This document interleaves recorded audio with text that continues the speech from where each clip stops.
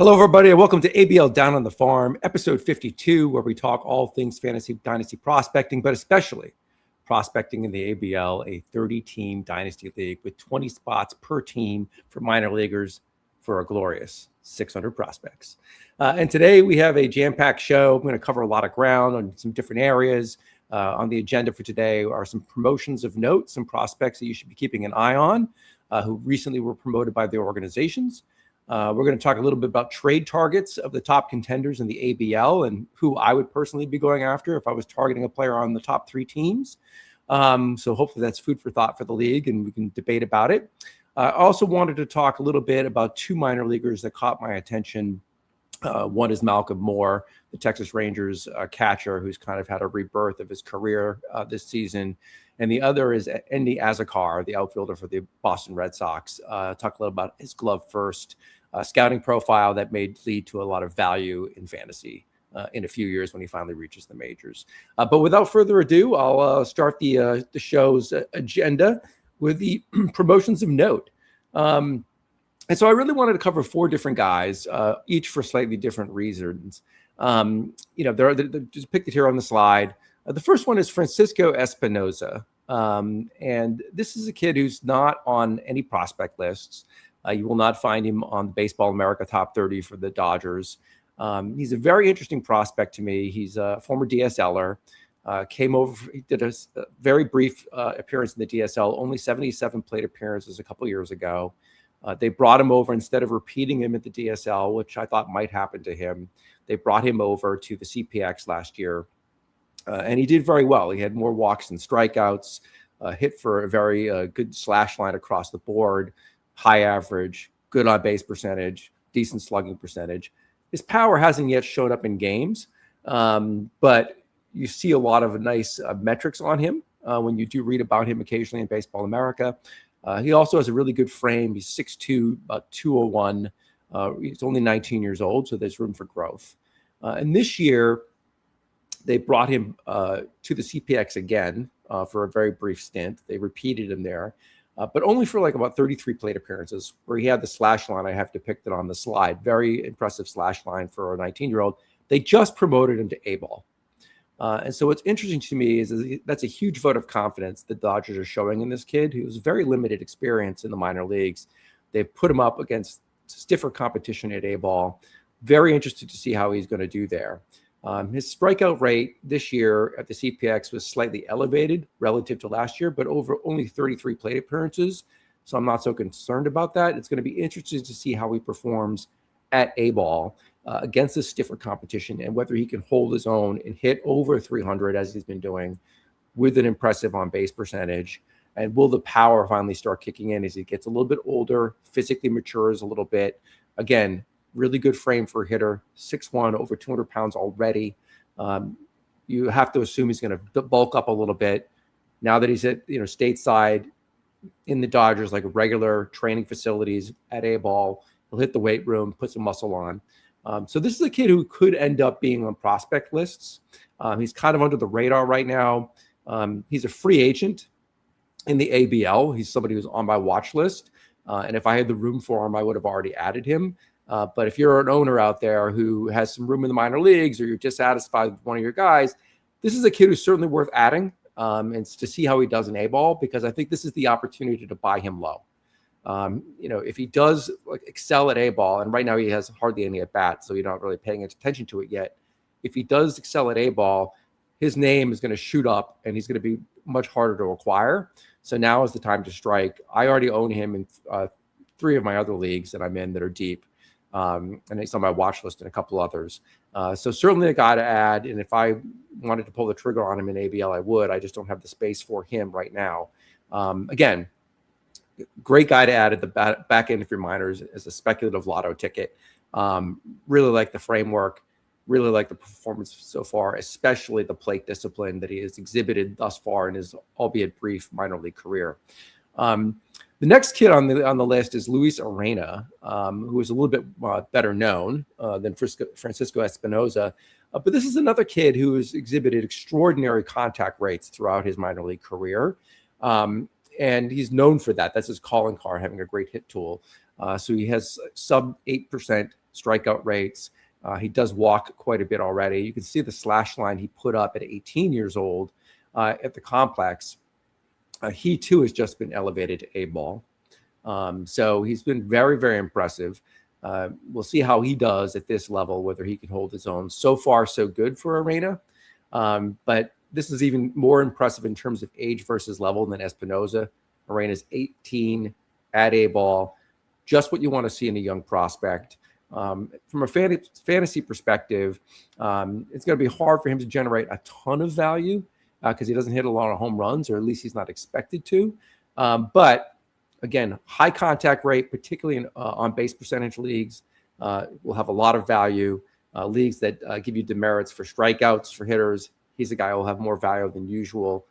If he can develop a little bit of in-game power, get to that 10 home run level or so, he is a dude who can steal some bases. So it's a nice middle infielder to add to your rosters or to target in trades because, again, very similarly, when these guys get promoted early, there's two things that can happen to them. They can really excel, as a young player against older competition, which makes their value astronomically higher. Or if you believe in the scouting grades and you believe in the metrics that they're putting up, if they struggle when they're a very young player playing against older competition, you can go get them in as a buy low. And Arena might be one of those guys. He's, again, not sexy because he doesn't have a lot of home run power potential, but he is a dude who could end up providing a lot of value in a daily fantasy league that is a points league like ABL, and it's worth targeting in a trade, or picking up off the wire if he happens to be available in a league. That's less likely, unlike Espinoza. The next guy that I wanted to talk about is Johan De Los Santos, which is a Pirates prospect. I got two Pirates prospects on this slide. This guy is very impressive. He's 17 years old, and he just got advanced from the complex to A ball. That's very noteworthy that the Pirates are like that confident in him. It's a huge vote of confidence by the organization to advance this kid. Very aggressive assignment. Another contact king who walks a lot. The in-game power hasn't yet shown up, as you can see from the sub 500 slugging percentage. But look at that on-base percentage he's put up at the complex so far. Very impressive, very exciting middle infielding prospect for the Pirates. And the reason I'm highlighting him in particular is when you're 17 years old and you get advanced to A ball, what I mean by the vote of confidence is the Pirates are an organization that see this kid every single day, right? They have much better access to how he's doing than any of us do. And when they say, hey, we have confidence in this kid and we're going to promote him to A ball, we don't think he's going to be overmatched there. That tells us as fantasy owners something. It's very valuable insight, in my opinion. This is a kid really to keep your eyes on. Again, target and trades, especially if he now struggles. As a 17-year-old at A ball at the beginning, you might be able to pounce and get him at a lower cost because owners can get frustrated when they don't see the stat line that they would like to see. He probably would have kept raking up huge numbers in the complex league given his skill set. So I'm, as somebody who would like to acquire a dude like this, I'm kind of hoping he scuffles a little bit at A ball, and then I can pounce and acquire him. But certainly a guy worth keeping your eyes on, targeting in trades. The last guy on the slide, Murph Gray, is a slightly different narrative. He's a 22-year-old player the Pirates have, and they've just advanced him to high A ball from A. He's getting a lot of social media notoriety right now because he's hit a handful of home runs thus far in the season and shown good power as reflected by that huge slugging percentage on the slash line. But he's 22. And the Pirates started him at A ball, meaning that he was beating up on a lot of younger players at that league. You can see on the list at A ball that we've been talking about 19, 18, 17. A lot of the A ball players are in that 18, 19-year-old range. Some of them are 20. Murph Gray, as a former college player, would really prefer to see him at Double A rather than even High A where he just got to. Even at High A, he's more age appropriate. But he's still a little bit older than a lot of the players he's going against. And the pitching at that level is still not as advanced as Double A ball, of course. So I wouldn't be surprised to see him have continued success, which will inflate his value a little bit potentially. So if you're a Murph Gray owner, it's somebody you might consider selling now because I'm not thrilled that the Pirates have kept him below Double A for so long. I would really like to see him up there as a college player up at Double A hitting. That could happen later this summer. And if I was an owner of Murph Gray and I don't have any shares of him anywhere, I would really want to see him get elevated by the second half of the summer to AA ball, because I expect he'll continue to mash against high A. If he struggles against high A, that's a real red flag to me for him. Still way too early to draw any conclusions one way or the other in his high A ball performance, because he wasn't promoted that long ago. But, these are things you keep an eye on, in my mind, as somebody you're prospecting, you're hunting prospects. When an organization's elevating players, what levels are they putting them at to start and then progressing them to? Really interested to see what the Pirates do. If you contrast De Los Santos to Gray, a much more interesting profile to me, De Los Santos, because the Pirates are obviously very confident in this young kid and advancing him to A ball already at 17. We're potentially a little bit less bullish on Murph Gray in terms of where he was coming out of college, starting him at A ball and now only having him at high A. Again, I don't want to overread into this. They could have him at double A at the end of the season, but just something I'm keeping an eye on. And you might want to temper your enthusiasm about Murph Gray until they prove something at double A ball in terms of targeting him in a trade. So those are the movers and shakers that I wanted to talk about, give an overview of guys that I'm keeping my eye on this time of year. There are other stories, some of which we'll cover a little bit later in the show, of guys getting promoted early. Always a good sign when the player gets promoted. Something to keep an eye on. Conversely, there are some players that get demoted this time of year because they've been overmatched. So, for example, Mason Neville, the Reds prospect, just got demoted from A ball. He's a former college player, from A ball down to the complex. Really terrible sign if you're an owner of Neville. He has really struggled in his transition to minor league baseball. Arrow down on him. Hopefully he can turn it around for the sake of his baseball career and get back up to A ball pretty quickly.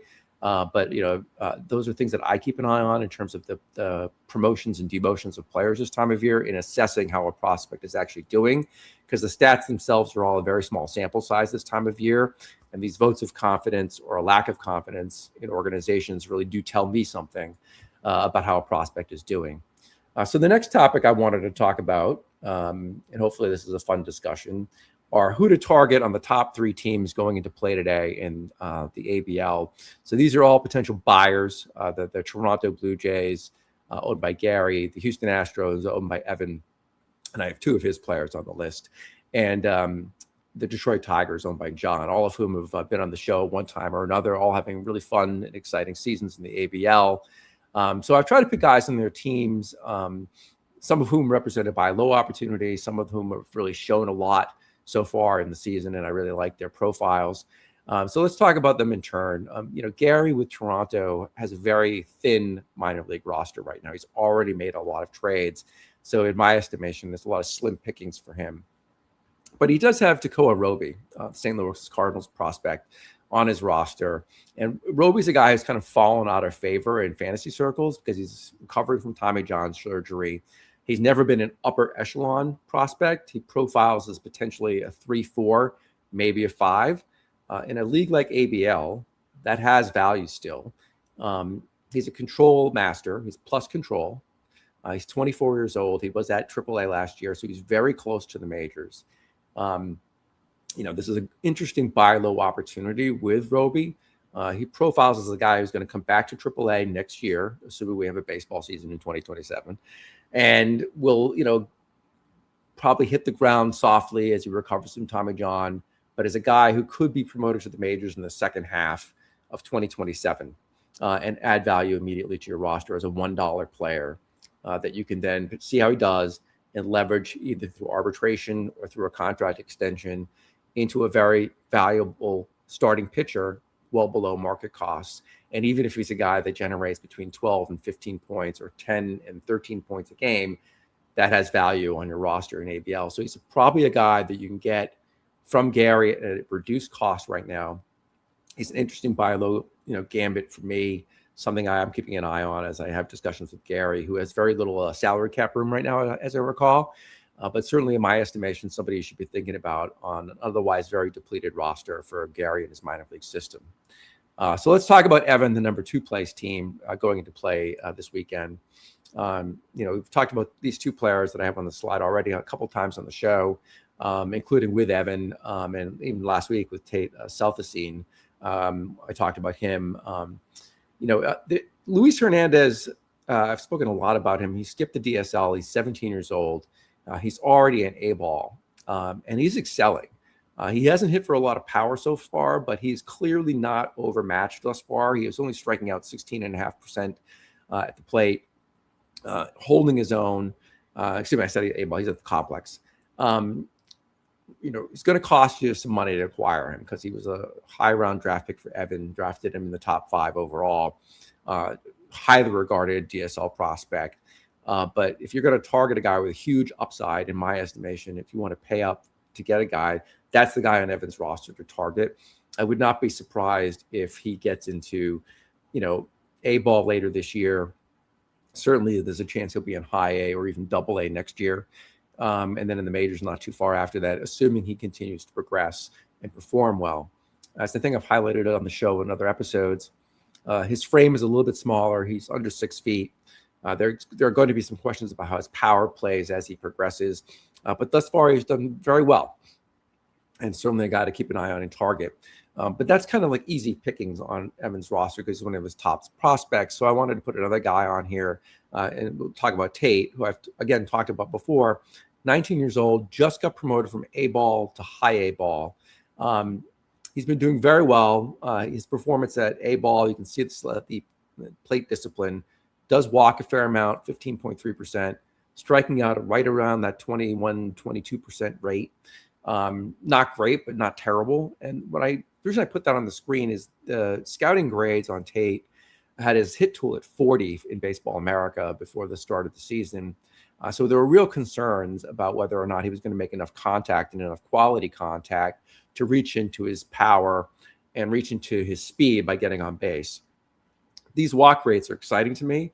And the fact that he is not striking out at an enormous rate, 25 plus 30%, is also exciting to me because if he can profile at this rate, he does add a lot of potential value because this is a guy who could go 2020. And like I said, we'll see how he does at high A-ball. Like I said on the screen, on the slide here, if he continues to deliver this sort of metric on walks and strikeout rates, I'm definitely buying for him. Tate is actually a guy I traded to Evan for a starting pitching prospect not so long ago. So this is a guy I certainly believe in. I drafted him. Still keeping an eye out on him. Definitely worth targeting. Will not cost you as much as Luis Hernandez. Doesn't have quite the upside, but this is a guy who could hit, 250, 2020 in the majors. The Braves drafted him in the first round. They obviously have a lot of confidence in him and have promoted him aggressively now. We'll see where he ends up at the end of the year. I suspect, but don't know, he spends the vast majority of the season at high A now, does not get promoted to double A. But if that does happen, that would be another exciting indication that he's like a guy to keep an eye out and target. The last guy on the list is Theo Gillen. John has a bevy of really exciting prospects on his team, including but not limited to Seth Hernandez. I did not put Seth on here because that's going to cost you basically your entire roster probably at this point to acquire. He has other really interesting prospects on his team. I've talked earlier in the season about Ethan Salas, who's had a resurrection of his own career on his roster as well as somebody that John should consider trading, who's still performing very well at double A. I leave that to you, whether that's somebody you're willing to go out and acquire and buy into at this point. But now you're going to have to pay up for Ethan Salas. So a guy that I would prefer to target if I was targeting somebody on John's team would be Theo Gillen, 20-year-old at high A ball already. He's performing really well. The power in prior seasons had not shown up, but it is starting to show up now. He does have an elevated strikeout rate at 25.9%. But 13.6% walk rate will play. Would like to see the strikeout rate come down a little bit. He's a work in progress. But if he can continue to get into his power, and that continues to grow, and he does have a good frame to make it happen, there's a lot of upside to this player. So he's certainly a player I'm keeping an eye on. But this might be the time to get him before that happens. Because if that strikeout rate hovers in this range and he's hitting home runs, that will play with that walk rate. He's also a guy who's noted for his defense. He has a very good glove, so he's going to get playing time. There's a very good chance he's going to be a regular in the lineup one day. no matter what more major league team he ends up on down the road. Right now, he's in the Mariners organization. Very exciting player. I talked a little bit about him last year on the show, I believe. But again, another interesting buy low opportunity for him. He's doing well, but he hasn't really kind of blown up. He did get some notoriety last year, and I've seen very little chatter about him this year. So his profile may be a little bit lower. Now, John's a very savvy guy. I'm sure he's clued into how he's doing and likes him as well. But maybe a player he's more willing to part with than some of his other stars on his team in his minor league system. Again, the emerging power is what I'm most interested in Gallen, because if that profile pops, there's going to be a lot of upside to him down the road. So that gives you an overview of kind of my thinking on the top rosters. I'm sure other people have their own, but these are all players, in my view, that are worth targeting this time of year for rebuilding teams, because each one of them, for different reasons, could add a lot of value. Hernandez and Salthacine are much longer plays. Gallen could be in the major leagues in a year or two, and Tekoa Roby could almost certainly be in the majors, assuming he's healthy next season for the St. Louis Cardinals on a roster that is overperforming expectations this season, which is very exciting for me as a Cardinals fan. But that means that he could be getting in line for a lot of deep inning starts down the road on a quality team with a good defense behind him, which would further cement value in a daily fantasy league like ABL on a player like Tekoa Roby. So hope that was interesting to folks. Those are the kind of the dudes that I'm keeping an eye on these teams. We'll see how the trade season shakes out as we go forward. We've just entered into the real part of ABL, which is exciting, where a lot of prospects do get moved from contenders to rebuilders as the title chasers are trying to build up their rosters for the playoffs.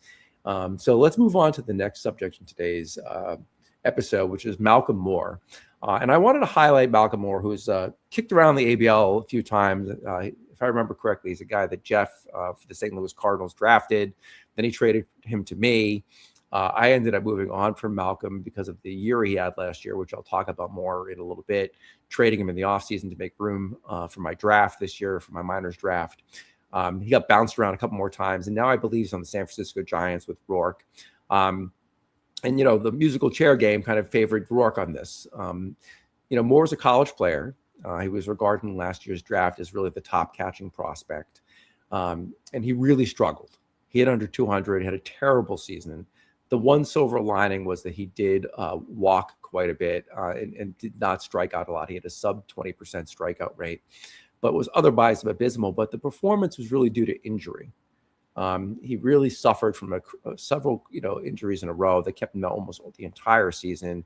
And when he did play, it really depleted his ability to drive the ball. So a lot of people gave up on him in fantasy. He kind of fell off the radar, kind of a forgotten guy. And this year he's putting himself back on the prospect map. And it's good to see as a young player. He's still old for the level he's at. He's at high A ball, 22. I talked about that a little bit earlier with respect to Murph Gray. Not a terrible age to level, but you'd really prefer to see a college player at double A. But I'm sure the Rangers are taking their time kind of working him back from the injury, trying to build up his confidence. You can see a slash line on the screen there. He's performing very well. Most notably to me is he's still striking out under 20%. He's got 18.7%, walking at a decent but not great clip at 9.4. Again, take it for a little bit with a grain of salt. He's a guy who really should be at double A at this point in his career. Because of injuries and where he is in the progression of his minor league career, he's not there yet. But if he does get promoted to double A, that's the time to really pay attention, in my view, as to how he's doing. But a very interesting and good comeback story. Do want to see him get promoted again to double A later in the season. But it'd be really nice for him if he can kind of resurrect his career. Because if he's able to advance to double A, this is a guy who, given his age, could be in the major leagues relatively soon. So we'll see how he goes, but I just thought it was a good story to kind of highlight since he's kind of resurrected his career. So the last guy I wanted to talk about today is Edney Ezekar. And this is kind of a story about how defense can actually matter in fantasy to me. Ezekar is a really plus defender in the outfield. He profiles as an exciting center fielder for the Red Sox. He just got promoted from A ball to high A ball, and I wanted to talk about that. So the theme of today's episode is early promotions, and this is another guy who I could have put on slide one. The question has always been whether he's going to hit enough to really realize fantasy value. So the reason I want to talk about his glove is that elite defense is very, very likely to keep him on the field. And so if this is a guy who can hit it all, right, he becomes an asset in fantasy. The quality of the hitting will matter, of course. He's not a guy who right now profiles for a lot of power, but he's still very, very young. He's 19 years old, just got up to high A ball. You can see the slash line he put it up in 180 play appearances at A ball. It's a very encouraging sign. It's an indication that he's a better hitter than maybe people thought he was. Decent on base percentage, not great, but the slugging percentage is what is kind of exciting here. Slugging over 525, really encouraging sign.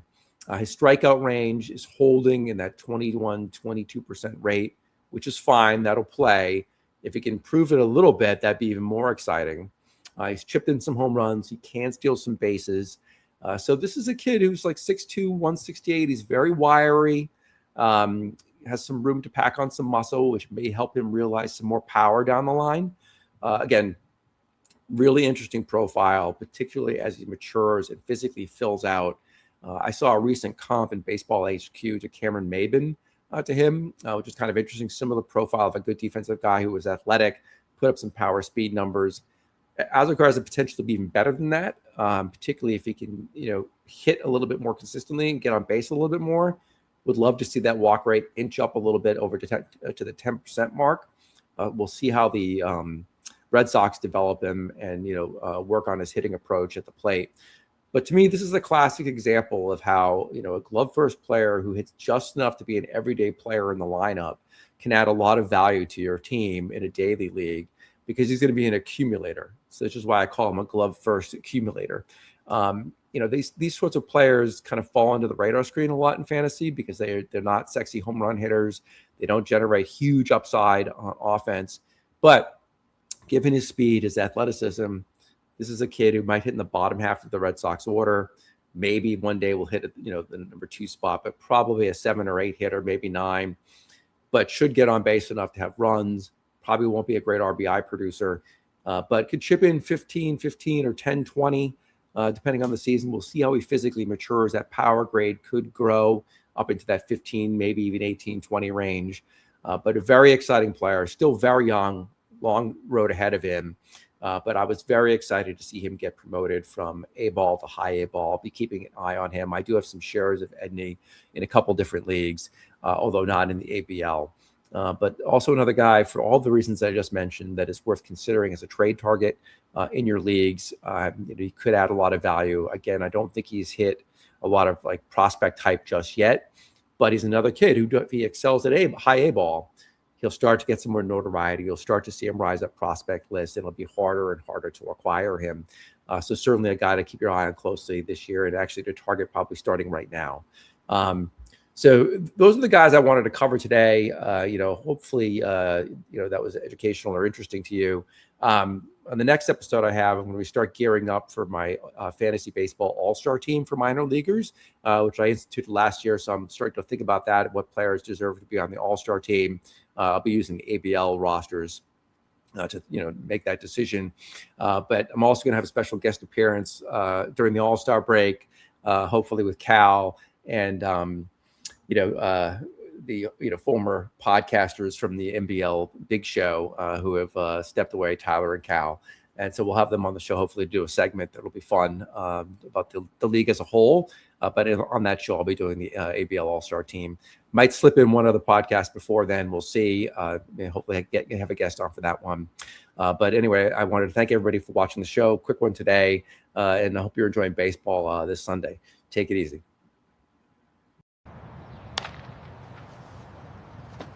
Remember to ABP, always be prospecting.